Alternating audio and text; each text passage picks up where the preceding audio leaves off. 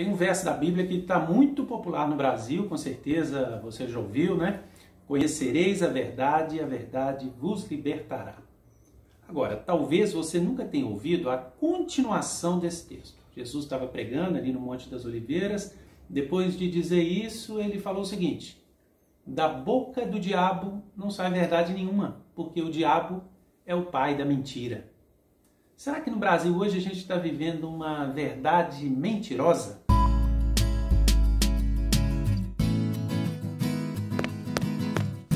Desde sempre, pessoas que tinham a intenção de manipular, de matar, de oprimir, elas sequestram símbolos cristãos e tomam esses símbolos cristãos para o seu intento.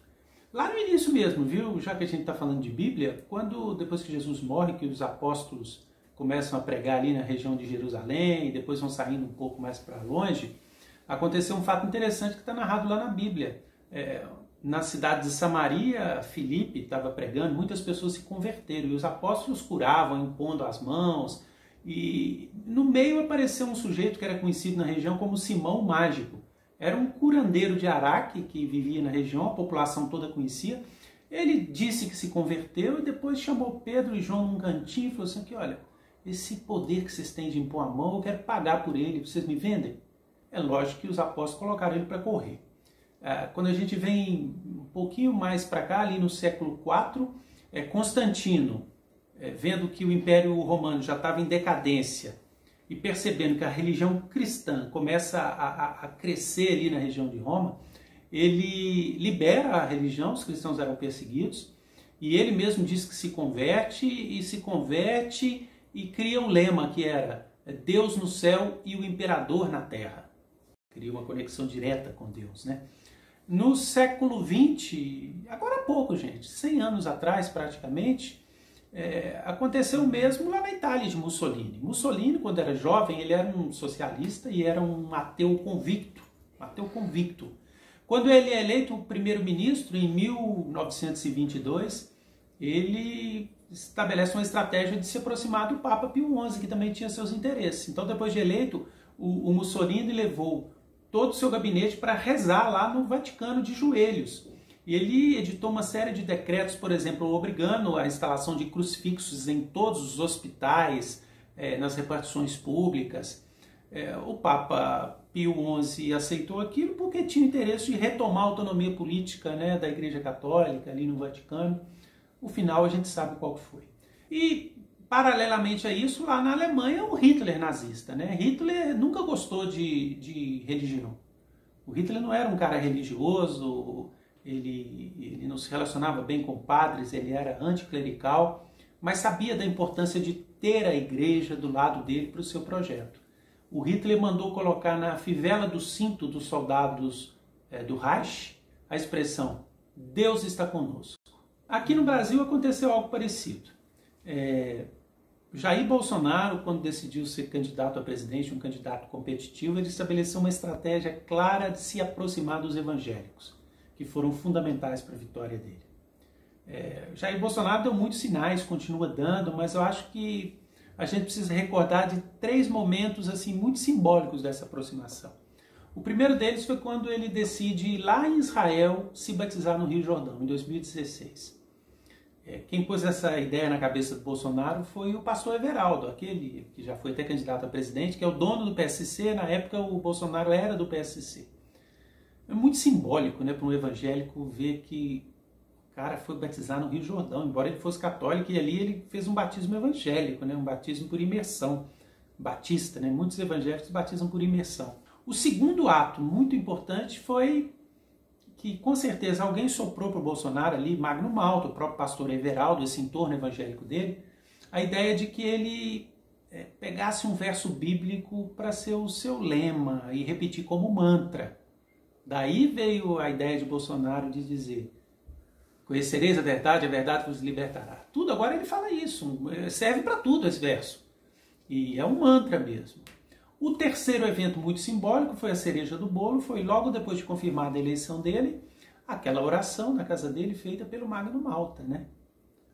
Isso é muito interessante para um evangélico, né? vê que teremos um presidente da República que coloca o seu mandato diante de Deus. Esses 3 fatos, para mim, marcam claramente essa aproximação. E isso traz uma questão muito instigante, né? Bolsonaro, me perdoe quem pensa diferente, não é nada cristão, né? As coisas que Bolsonaro diz estão a anos-luz de distância daquilo que o cristianismo preconiza. Uma hora a gente pode falar sobre isso, não vou perder tempo dizendo isso. Mas, por que então os evangélicos aceitam, apoiam e mitificam tanto o Bolsonaro? Bom, vamos pensar em 2 grupos entre os evangélicos. Primeiramente, esses líderes de empresas religiosas, né? Edir Macedo, Malafaia, Valdomiro, R.R. Soares. O interesse dessas pessoas é claro, fazer negócio. Eles apoiam o Bolsonaro como já apoiaram outros governos. Há uma dívida milionária aí que está sendo negociado o perdão dela, de igrejas, há cargos disputados. Então esses nós sabemos claramente por que aceitam apoiar alguém que claramente não é um cristão. Porque esses também são muito mais homens de negócio do que pastores propriamente dito. Mas é um engano a gente imaginar que essa base evangélica de Bolsonaro está localizada apenas nessas igrejas neopentecostais. Os evangélicos históricos, os protestantes, batistas, presbiterianos, metodistas e muitos outros, também na sua maioria estão abraçados com Bolsonaro. Há exceções, muitas exceções, mas nós queremos falar aqui da maioria, que está abraçada com ele. Por que essas pessoas de boa fé, e eu acredito que é de boa fé, apoiam um governo assim? O que Bolsonaro tem que, mesmo sendo uma figura, para mim, abjeta, consegue atrair o apoio de religiosos? Eu arriscaria a fazer uma reflexão sobre isso e apontar, na minha opinião, algumas causas. A primeira delas, Bolsonaro conseguiu, desde a eleição e até agora, nomear claramente quem são os inimigos dele. O que isso tem a ver com o evangélico?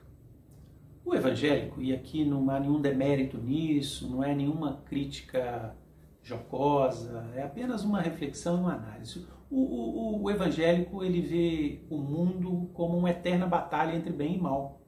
Isso é da natureza da formação espiritual, da visão de fé que ele tem. O mundo é uma permanente batalha entre o bem e o mal. E numa permanente batalha entre o bem e o mal, a gente precisa ter claro quem é o mal. E a Igreja Evangélica Brasileira sempre viveu assim. Na década de 60, o inimigo a ser combatido era o comunismo, né? Você tem toneladas de livros publicados que contam as histórias de verdadeiros heróis que atravessavam a cortina de ferro para levar bíblias para os países comunistas. Quando você chega na década de 80, o inimigo passou a ser a nova era.